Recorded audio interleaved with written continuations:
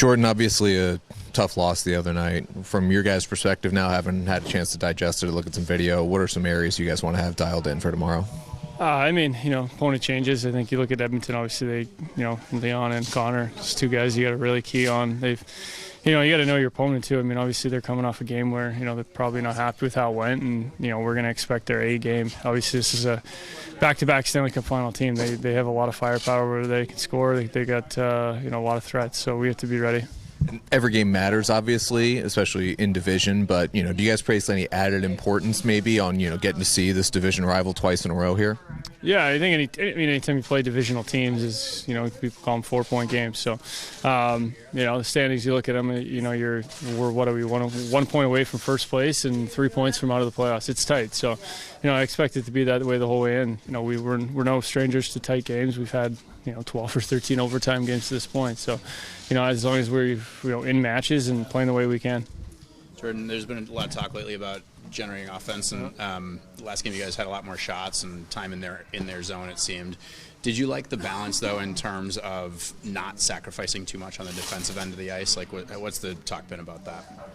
Yeah, the identity of our team is obviously the backbone defense. It's the way we play. It's our structure. We try to emphasize, being on the right side of the puck and, doing good things without the puck. I think at the same time, we got to obviously try and find some offense, whether that's shooting the puck more and getting to the net. I think a lot of the times when, for me at least, trying to create offense, it's just kind of turn your brain off. Just take what's there. It's sometimes when you overthink things and you try to overcomplicate it and add too much to the mix, a lot of times you're thinking without playing. So this game's too fast to do that. You need to just, take what's open, shoot where it's available, get to the net, and obviously, the greasier the better. I think you look at Monty's goal last game where he just chucked it on net. Sometimes those turn into great chances. Announcement came out that Schwartz will be out for 6 weeks approximately. I mean, what kind of a loss is that for the team?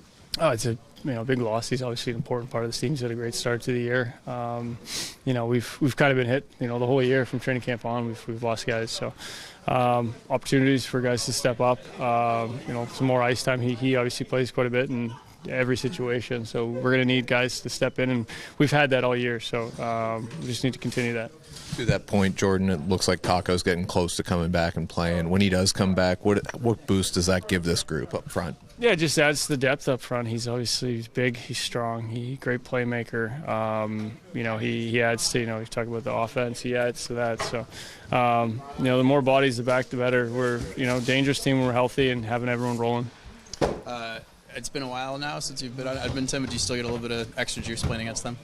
Yeah, I'm from Western Canada. Anytime you play Canadian teams, I enjoy it. Hockey Night Canada, Saturday nights, those are always fun games to play. So, I